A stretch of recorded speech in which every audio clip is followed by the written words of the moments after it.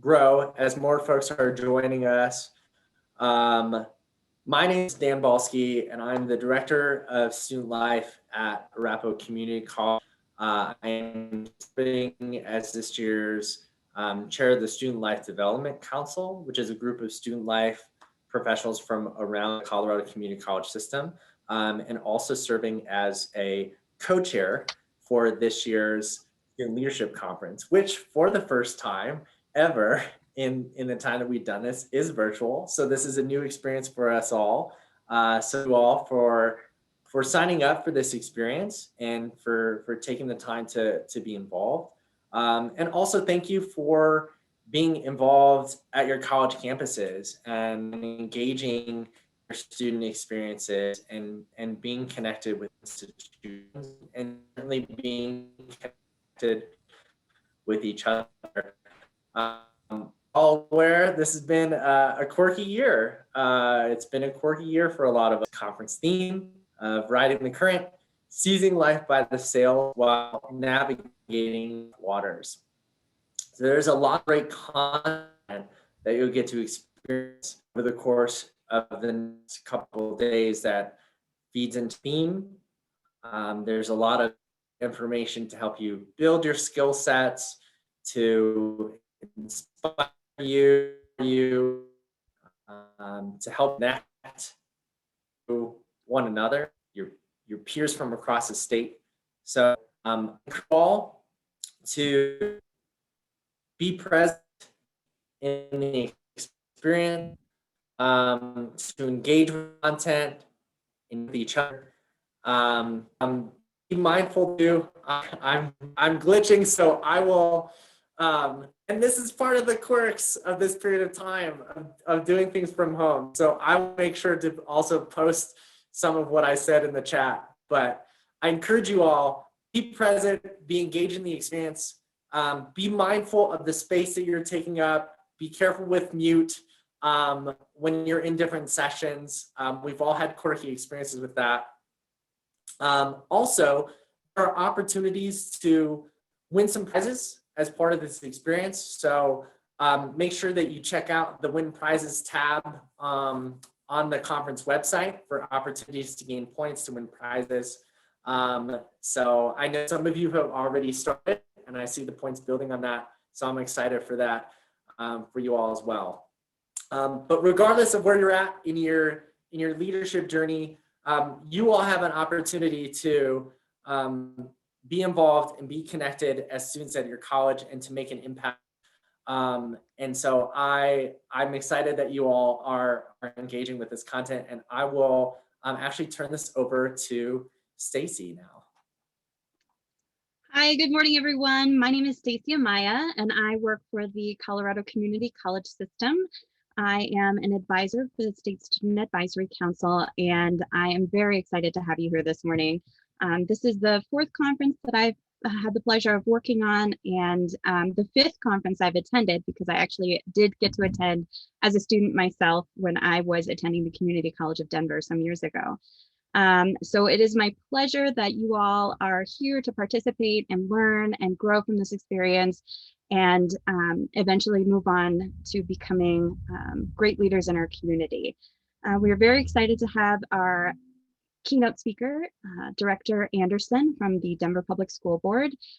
He started out, like many of you, as a student and interested in doing good for his community and making changes that would benefit his fellow students. And so I'm very excited to have him here to speak with you all. And I won't take up much more of your time. We're also going to have our Chancellor, the Chancellor Joe Garcia from the Colorado Community College System to speak with you for a few minutes. And I hope I'm not sharing too much personal information, Joe, but I want to give extra thanks to Joe for being here this morning, as he had an emergency dental procedure just early this morning before he was able to join us. So thank you so much, Joe, for taking the time to be here. And I'm going to go ahead and turn it over to you. Thank you, Stacy. Can you hear me clearly? Yes, no, okay, good. And you are right, I just literally sat down at my desk not 3 minutes ago, and I came straight from an emergency root canal, and This whole side of my face is numb, so I don't know what I look like, but it feels like I can speak okay. And I'm excited to be here. I never want to miss an opportunity to talk to students about something as important as their future and their role as leaders and developing into those leaders. And I think all of our students who are on this call know a little bit about that. I mean, because they are already demonstrating a willingness to lead, because part of a willingness to lead is really first and foremost a willingness to participate, to do the extra work, work that doesn't involve just you, but involves others. And you're going to hear from a really outstanding young man, a speaker in a minute, someone who's less than half my age and is about your age. Someone who, again, looked around and said, you know, I think things need to be better and I can help make them better. So I'll tell you more about him in a few minutes. Like you, I was a college student, not a very successful one, not a very successful high school student either. But when I got to college, I found that I was not ready, not prepared, not motivated, and didn't really feel like I belonged there. But ultimately, after about 2 years of being on academic probation and wondering whether I was going to survive, I got involved with the student organization, 2 student organizations actually. One was called the United Mexican American Students, or UMAS, and the other was the CBSA, the Chicano Business Student Association.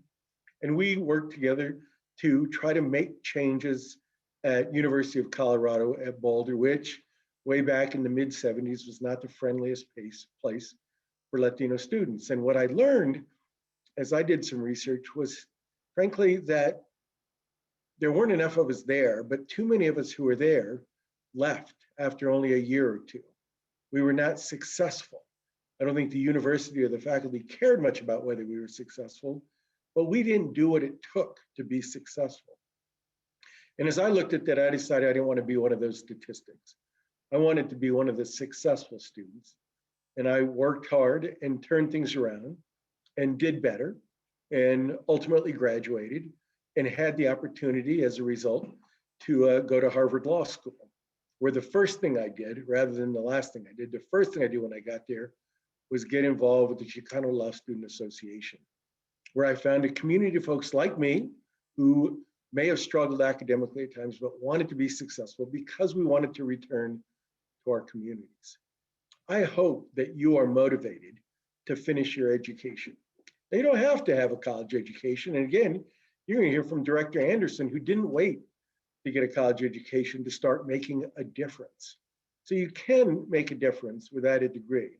But I think you can be more effective if you get that degree, if you focus on your education. Because frankly, what does it take to be a leader? Well, first it takes passion, passion for a cause, passion to help people, a passion to do something for people other than yourself. We all focus on ourselves. There's nothing wrong with that. But sometimes we got to lift up our head and look around and think, what could be better? And what role can I play in making things better? Again, you may think, I'm just one person. I didn't go to a fancy school. I didn't come from a rich family. I don't know anything about elected office. None of those things matter. I think what matters is, again, a willingness to stand up and say, I want to help in some way. So continue with that education, because if you want to help, besides passion, you need to be the ability to persuade others. And persuading others takes communication skills. And so your writing skills and your speaking skills are really, really very important. So I hope that you will continue as you work on your leadership, on your activism, on the things that you care about, that you will also understand why your education is so important. And we're all facing a tough time right now, and I know for students, it's particularly tough. I told you the thing that helped me as a student was getting engaged with others who I saw wanted to be successful and cared whether I was successful. And those weren't the faculty. They weren't just other students. But again, because we had this cohesion and this belief in each other and this willingness to help each other, we were able to be successful. And that really defined my whole career ever since. I went to law school. I stayed focused on the thing that was most important to me, which was educational success for people from communities of color.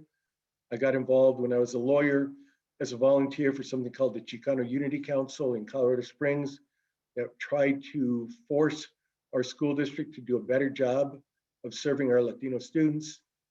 I got involved later as the president at Pikes Peak Community College at Colorado State University, Pueblo, ran for lieutenant governor and had the opportunity to do that.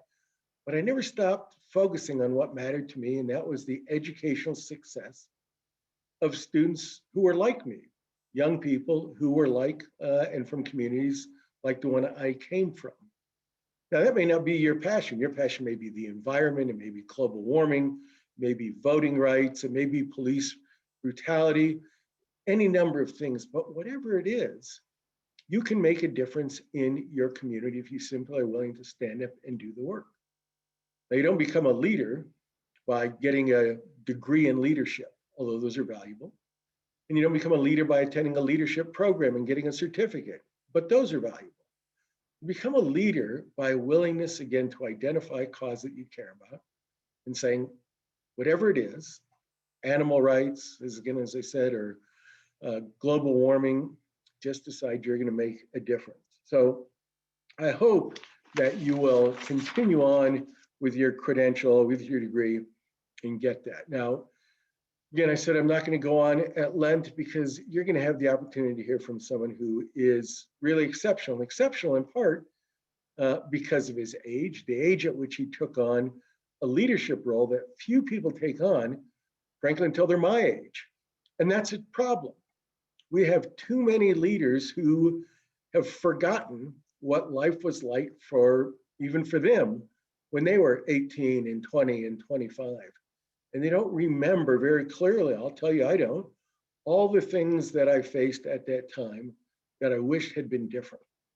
So we need, Robert F. Kennedy once spoke to a group of young students in South Africa who had walked out of school and were protesting South African apartheid, which was a legalized form of racial segregation. It was a legal caste system. And these students said, we're not going to stand for it. We're powerless. We haven't even completed our secondary schooling, but we're going to take to the streets and we're going to fight for change. And Robert F. Kennedy, speaking of them, said, the world needs the qualities of youth. He didn't say you had to be young.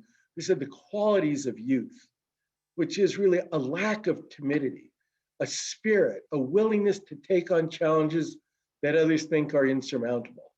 In fact, part of it is a naivete about how grave those challenges are. So I'm going to take them on anyway. So I hope you will, again, be active, be passionate, and get educated. And if you do that, you can end up like Director Tay Anderson. I first read about Tay several years ago when he was still a student at Manual High School. And as a student at Manual High School, some decisions were being made by the Denver Public School Board that frankly he didn't think were good for students. Now, you may disagree with him. I may have disagreed with him, or I may see there's a different perspective than he does. But he saw an issue that he thought mattered, and he said, how do I get to make a change? And he found out that people thought you can't make a change as a student. You can only make a change if you're elected to the school board. So he did something very, very few, in fact, I don't know of any, young people decide to do. He said, well, then I'm going to do that. I am going to go run for the school board because I think my voice needs to be heard, because my voice isn't just my voice, it's the voice of many of my peers. And he's now on the school board.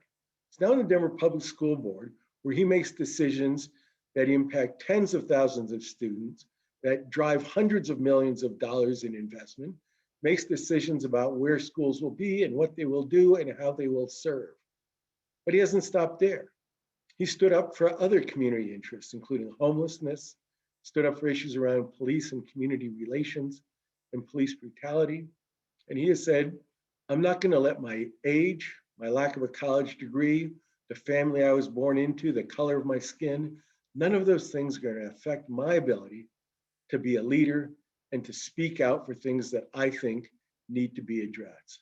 So it's my honor to introduce Director Tay Anderson, and I can't wait to hear what he has to say.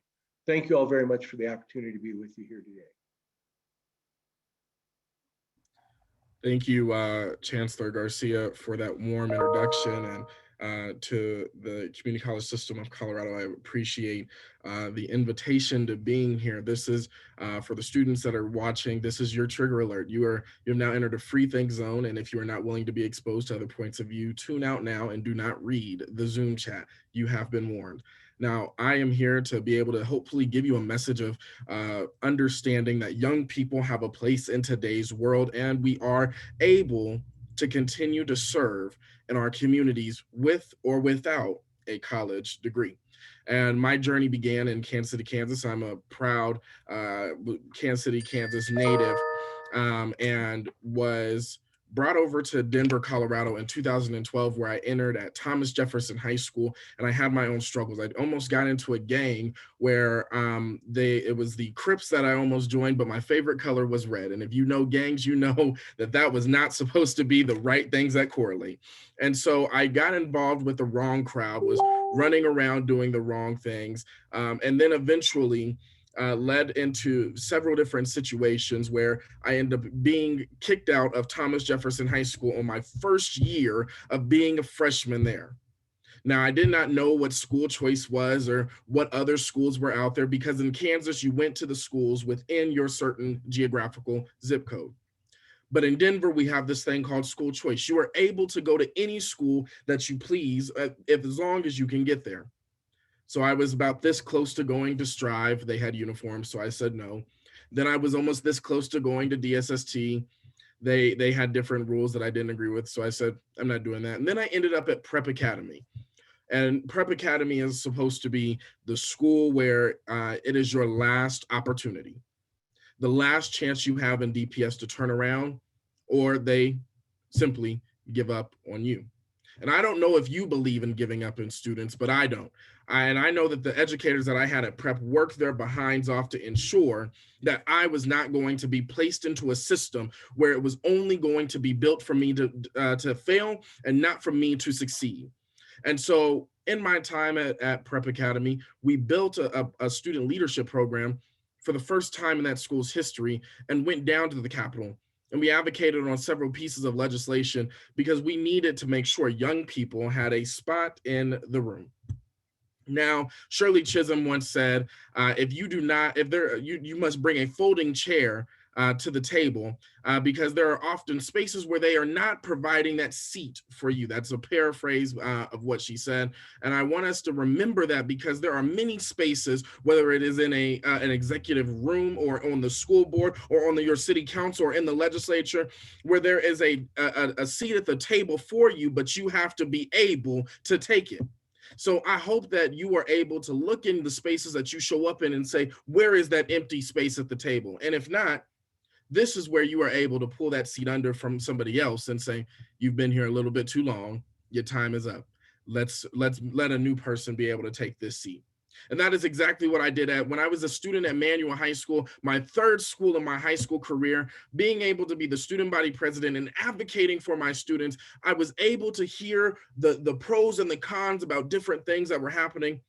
And they said, we are making a decision about your school. We are going to co-locate your school without your consent or knowledge as the student body. So students had an issue with that. We don't believe that 6th, 7th, and 8th graders should be with 9th, 10th, 11th, and 12th graders. So we asked simply, how do we get our voices heard on the school board if you're not going to listen to us? And Happy Haynes, at the time, she was the school board member, she responded very sarcastically, you must run and win like the rest of us. So 4 years later, I took my seat at that table where I had asked if we could be able to work together, but I was told that we needed to be able to run just like the rest of them. So 4 years later, her successor was me. But that journey to being there wasn't just easy. I ran one time when I was in high school at 18 years old. I ran for the area district seat, and I said, we need to get a student on the school board because of this experience. Denver voters in the far Northeast region said, no, it's not time for us to trust a young person. We don't know what if you have the experience or if you're able to get the job done. And so I came in third place in that election, losing to Vice President Jennifer Bacon, now Vice President Jennifer Bacon on the school board. and incumbent school board member Rochelle Espiritu, Dr. Rochelle Espiritu. And I was defeated. When you want something as somebody that when you want something so bad, you will do anything you can to get it. So that campaign was not an easy campaign, nor was it the cleanest campaign from any of our camps. But losing was the best thing that could have ever happened to me, because if I was to take the seat as an 18-year-old, I wouldn't have been prepared to be able to know what I do now, even if it was just 2 years later. Because in those 2 years, I served as a paraprofessional in the Denver Public Schools. Then I went into supporting first grade, where if you have rambunctious young ones, you understand the challenges it is to, one, to keep up with energetic first graders, and then two, they always want to touch everything, including you. They want hugs. They want to play tackle football. They want to do everything they can. So I wanted to try some new things out. And I went into the system that I knew that was designed for many of us as people of color to fail: discipline. I went into restorative justice, trying to figure out what is the best way for a Black man to be able to save Black and brown bodies so they are not being put into the school to prison pipeline. However, the policies at DPS under the discipline matrix at the time only tied an employee's hands to do so much, and then you had to be reporting them to the police. That's not right. So after having all of these different experiences and life challenges, I tried college for a little bit, and I said, I can't afford this. I'm not going to put myself through that. I'm going to take a step back and continue to serve my community. And I had students that approached me and said, you need to run for school board again. We have great ideas we want to get past. We want to talk about menstrual equity and ending period poverty. We want to end the school to prison pipeline. We want to be able to have a say in who serves on our school board. We want to be able to change the curriculum. Ambitious ideas that I ran on in 2019, and people said, how are you going to win a citywide election when you just lost a region 2 years before? I said, well, you need to get on this train. We're going to run together. Some folks said, no, we're not doing this. And other folks said yes. And in 2019, after they spent hundreds of thousands of dollars against me, there was a nasty campaign on from different camps, and really trying to say that this individual, me, I was not experienced enough to take a seat on the Denver school board. We came out victorious with 67,213 votes, over 82% of Denver neighborhoods, and winning in a three-way race over 50% of the vote. That was something that had never been done in Denver's history before. Currently, I serve as the youngest school board member ever elected to the city and county of Denver, and the youngest African-American elected to Colorado, to any office in Colorado history. I am Black history.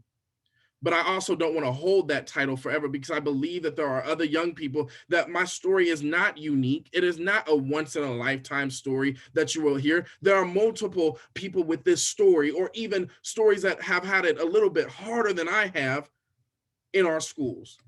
But we have to be able to find those students and reach where they are at, showing them that it is possible. And so that is what I have been doing since I have been on the school board, fighting for our children's values. When our children said, we need tampons, pads, and menstrual cups, I got it done in my first year in office. When our students said, we want to end the school to prison pipeline, we removed SROs, and now we have mental health resources in all of our schools, full-time nurses in all of our schools, restorative justice in all of our schools. When our students said, we want to have a right to vote in our school board elections, we said, we passed a resolution and sent it to the legislature and said, get it done. When Black women went to Washington, D.C. and came back and said, why did it take for us to go across the country 1,660 miles to learn about our history?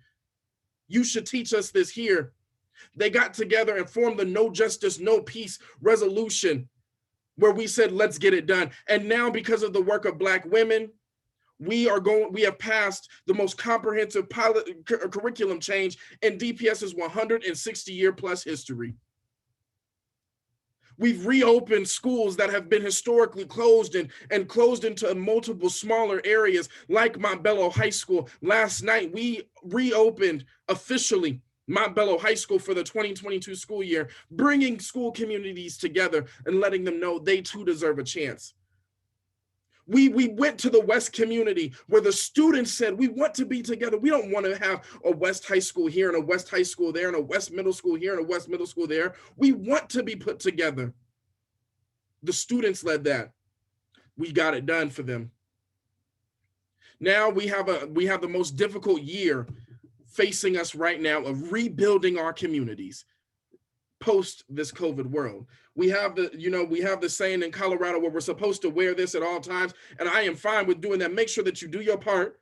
You mask up anywhere you go, because that's something that we're trying to do to save the lives of our children, of our educators, those who have been putting themselves on the front lines, our frontline essential workers, like my brother who is a grocery store worker, whom every day gets up and works an 8-hour shift to serve the people of our community. We have to be able to support the nurses, the doctors that have not had a day off, the teachers that weren't able to be vaccinated but still went to work anyways. This is an opportunity for us to turn the page in education.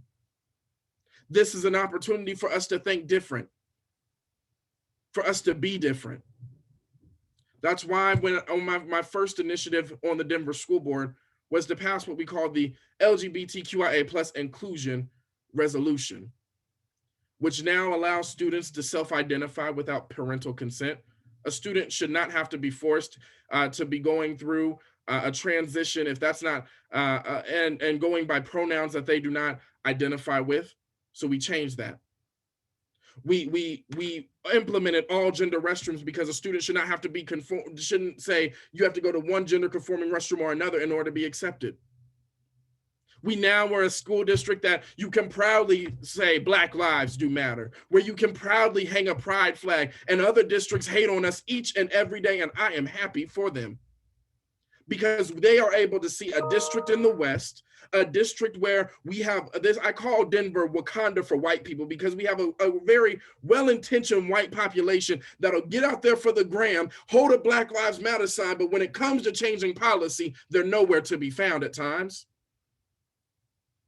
So we have to be able to show these individuals that we must lead with bold actions. Because when there are issues being debated in the legislature, I can sit back and say, Denver's already got this done. You're falling behind, Colorado. We got to do better. So I'm hoping that today is an opportunity for you to recommit, reinvest, and rethink your role in this community. For you to be able to stand up and declare that Black Lives Matter unapologetically, because when they get into this connotation of all lives matter or blue lives matter, blue lives don't exist because that is an occupation.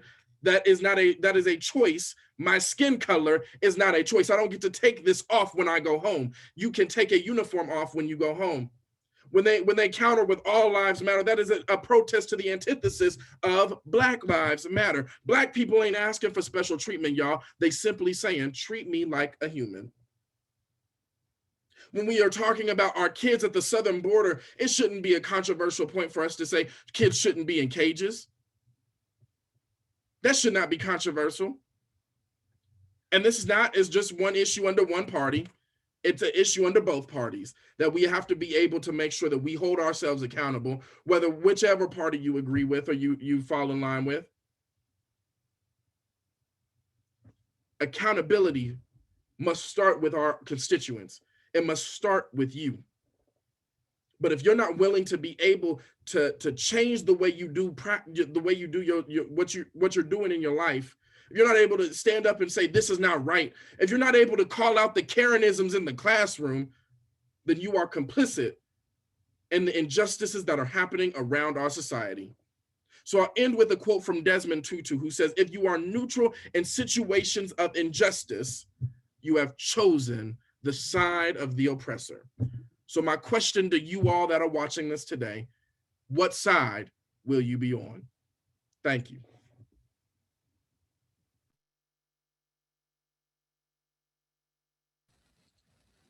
Thank you so much, Director Anderson, for being here and for speaking those powerful words to our students and for being a representative in the community for good. I'd really appreciate you taking the time to be here today. I know that we're in this webinar format, and so it's not exactly a direct conversation, but students, if you are willing to put your questions or thoughts or comments into the comments section, into the chat section, we can go ahead and have Director Anderson answer any questions you may have today. Lots of love there for you, Tay. Lots of love.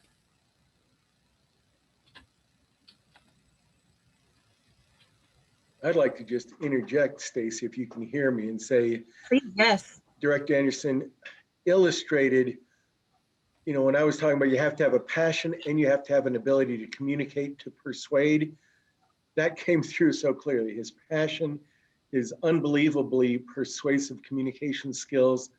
I'm sure he didn't always have those, and I'm sure it took time and your repetition, practice to develop those. But look at that. That's just remarkable. And I just hope all the students are as inspired as I was by that presentation. There is a question in the chat asking for a little more specific details on what happened at Manual with the co-education with the middle schoolers and the high schoolers, I think. Yeah, they eventually put the middle school into our high school. And at first it was a very different reality. But my time was coming to an end. I was a senior in high school. The torch had now been passed over to other individuals to make sure that these students still had a welcoming experience. Although we may have disagreed with putting a middle school in there, it wasn't up to us to make sure that the middle schoolers had a terrible time in our building. They had to be able to be welcomed with love and honesty. And so whenever I talked to them, I said, yo, like, I don't believe 612 should exist. However, we are going to love you the same way that we would love a freshman. We're going to bring you in. You're a part of our family. And we have to be able to make sure that Manual is sustainable. The reason why Manual needed a feeder middle school is because the school boards in the past had made every middle school in our area a 612. There was a new high school in every area. Cole became DSST Cole. Bruce Randolph became Bruce Randolph Middle School High School. So Manual was cut at the knees for no feeder and no kids coming into it. And so in order for us to keep the only school or the first school to educate women and the first school to educate African Americans alive and open again, because there was a time where they closed those doors, we had to be able to fight to keep it open. This was one of those compromises where we were able to rebuild, reinvest, and renew into our communities to ensure that those folks understood and those children understood they were as much as a part of our community than anybody else. And we were going to fight to make sure that they had the best experience, even if we don't necessarily agree on the way that this was presented to us. Thank you. There's another question in the Q&A box. Director Anderson, that was so inspirational. Since communication has been mentioned as essential to leadership, where did you learn to communicate so well? How do you recommend we students improve our communication skills? Yeah, I don't necessarily have a class that you should take or a way that it should go. I mean, I kind of got thrown into activism when Philando Castile was killed on my birthday, and that was really my first time ever being like a public speaker, and with a non-structured setting, and been to rallies, and then just every year just continue to develop to who I am. And I had to be able to take a step back and understand that you just got to be able to use your authentic voice. And so I was able to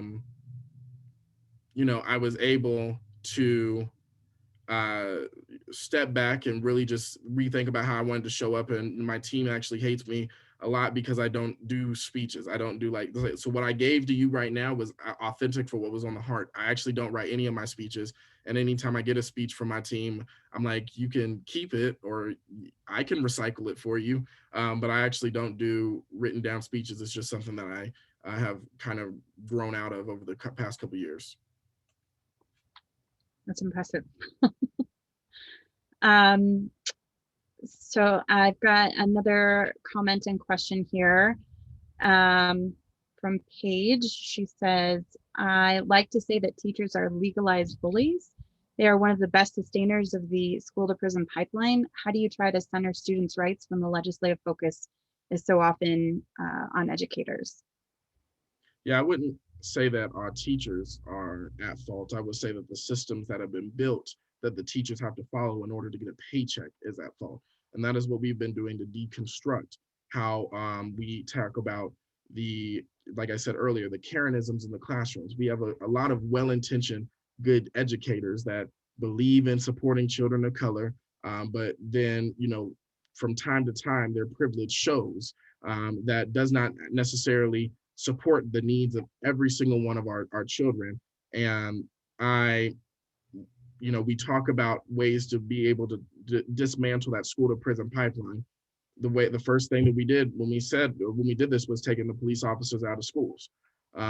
And for those who are like the student safety issues have happened with and without law enforcement in the schools. We have had situations. I'm actually good friends with several of the students that survived the Parkland shooting, whom had an SRO on campus, and 17 other classmates did not make it out of that building. And so we have seen instances where they're not needed at times. And in Denver public schools, we never had a proliferation of SROs in all of our schools. We only had 17 out of 225. And it was about who we are policing. Because we have a McCullough International School in Park Hill, the largest middle school in the city and county of Denver that has 1,600 kids, has every mental health resource that is possible, no SRO. 1.5 miles down the street, there's a school called Manual High School. Manual High School has 300 kids. It has an SRO. It has a cop and it's majority Black and brown. McCullough is majority Caucasian and affluent. And so we have to be able to talk about who we are policing and why are we policing them that way. And that's why we're taking steps to, deconstruct the discipline matrix, the school to prison pipeline, and hopefully we'll be able to see some positive results in the next few years. Any tips for confronting casual racism in professional settings? My campus's demographic is majority white, including myself, and I believe this creates an atmosphere of ignorance. Because I treat ignorance as an opportunity to learn, is there a way to dismantle this ignorance while being respectful first? Yeah, I think one of the ways is being able to just acknowledge in that moment, like, hey, how you are feeling. How did that make you? How did that make you feel? And that's something that I always have to when people say, "Oh, you're so articulate," I'm like, "No, I'm not. That's an insult. You don't like. I don't. You wouldn't tell that to a white person. I don't need you to tell that to me. I'm capable of understanding how to, the English dictionary and how to speak and how to, show up in different ways. I'm not going to conform to anybody else to meet your standards. But I also, you have to be able to confront that in the moment, or people are going to think that it is okay and use that as an example of like, oh, I said this in front of Tay. He's Black. It's okay. He gets it. No, you got to be able to confront that, especially as a white ally. You got to be able to stand up and say, no, that's not okay. And be able to move forward and say, either we can change this behavior or I can't associate with myself with you whatsoever. And sometimes you have to be able to cut yourself off with some folks in order for them to truly get it that you're not going to be complicit in their racism that is clearly showing, and the privilege that is showing behind some of their comments. And there was a follow-up to your discussion on SROs. You mentioned replacing SROs with mental health resources. Can you describe that in a little more detail? Yeah, so we the counselor ratio is supposed to be 250 to 1. That's the national average. DPS's average is 750 to 1. So we are utilizing the funding with taking out SROs in our schools and putting that funding towards hiring more mental health counselors, more restorative practice coordinators, and more full-time nurses. Not every Denver school even has a full-time nurse. We have nurses that have to go through 2 to 3 schools a week in order for the students to be met with the needs that they needed through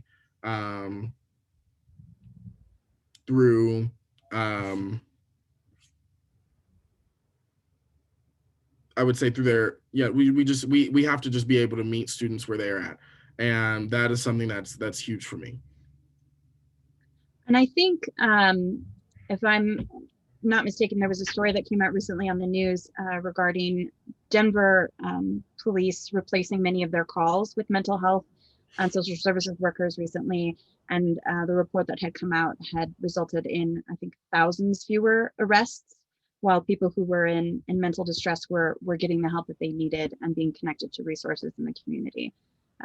So it is in progress in our state, and definitely showing positive results.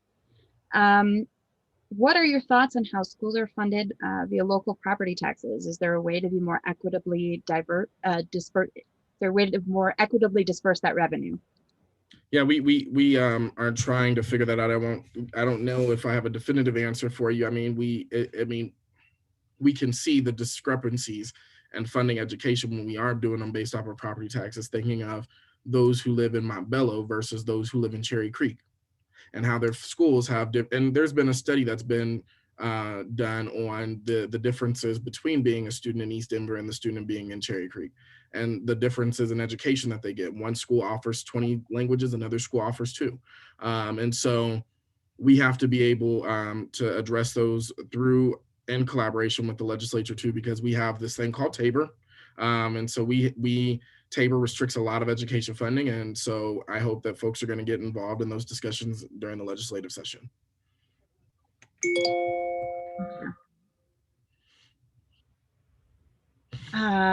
Okay, here's a good one. What's the way that you go about starting to break down and educate individuals who are firmly set in the mindset that things like the Black Lives Matter movement doesn't matter and are trying to make a change that doesn't matter?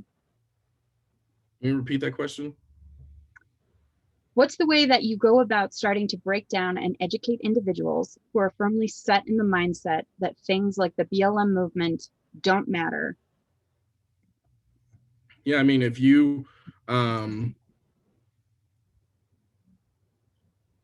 when it comes to BLM, like I told you, it's not a movement based on Black individuals having more authority or power or different treatment than other folks. It's just saying we want the same equitable treatment. There's a difference between equality and equity. And I hope that I don't have to explain to college students on the differences of those. And so if you don't know the differences, that's your homework today. And when we talk about the way that we even respond, we now have a prime example of how folks respond on different sides of the aisle for when we saw the insurrection and terrorist attack, domestic terrorist attack, call it what it is, that happened on our Capitol, versus the response when it was African Americans just walking through the streets saying that their lives matter. And before anybody starts like, oh, they rioted, they were burning stuff down, I actually would want to make sure that you do your research on that, because BLM as a movement has never told anybody to go burn down buildings, have never told anybody to go destroy their cities. There was actually several reports of different individuals that came into those movements that were part of the right, that were a part of those, that were part of the agitators that were causing trouble, trying to make it seem as if it was Black Lives Matter that were causing those disturbances, just as they were like it was Antifa, which is not an organization. They were like it's Antifa who stormed the Capitol. We know that's not true. The president assembled them. Y'all's former president assembled the mob and lit the flame, just as Liz Cheney, a Republican, said. And that's who stormed our Capitol. That's proven. Then, like, we watched it all happen. And so, if you believe that Black Lives Matter just shouldn't, that they should not, that as the organization, you don't believe in the organization, then you also don't believe in Martin Luther King Jr. And I know somebody probably just got uncomfortable, and so I'm gonna be straightforward. MLK was not fighting for anything different than Black Lives Matter was. Equality for Black folks. That's what equality and equity for Black folks. That's what he was fighting for. So if you believe Black Lives Matter is a terrorist organization, then you believe that Dr. Martin Luther King was a terrorist.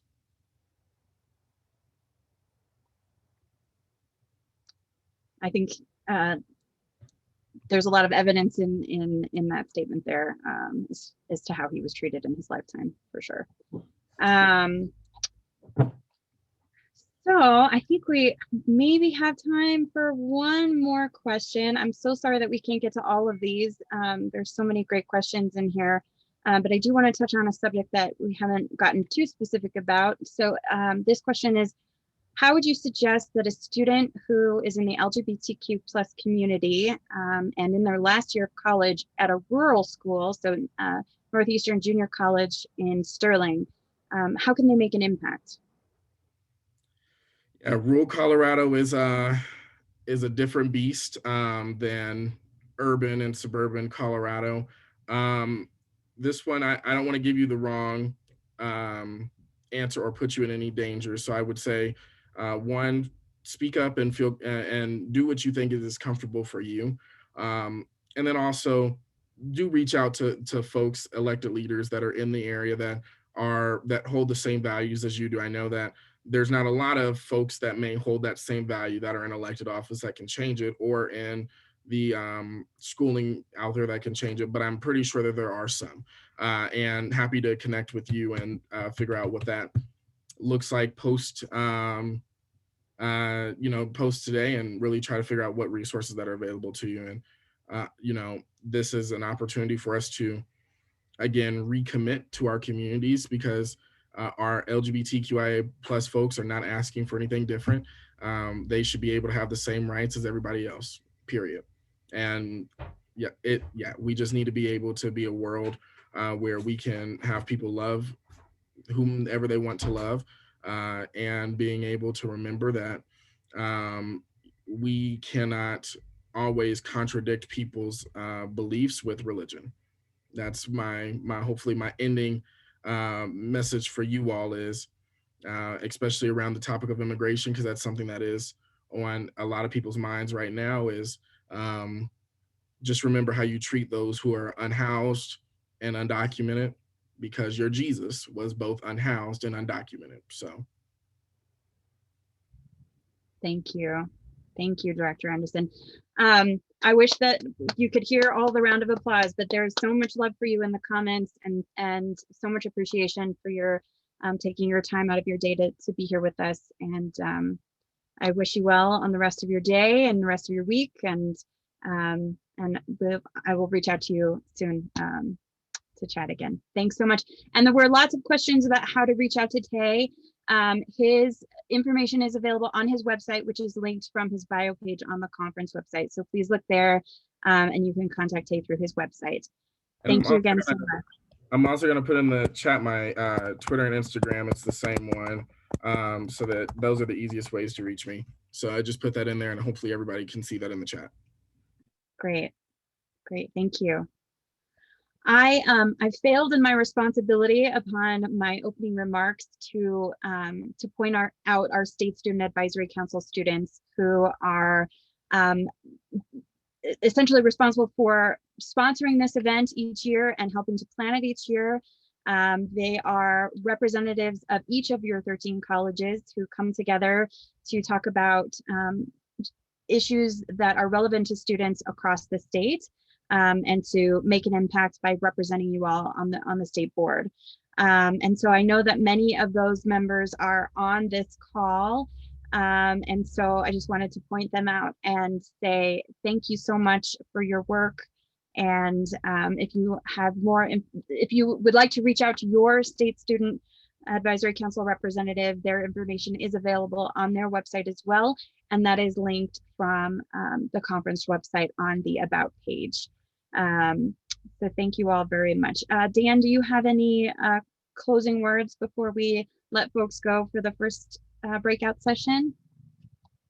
No additional word from me, so folks can go ahead and head over to whichever session they're interested in, and we'll keep the good energy going. Great.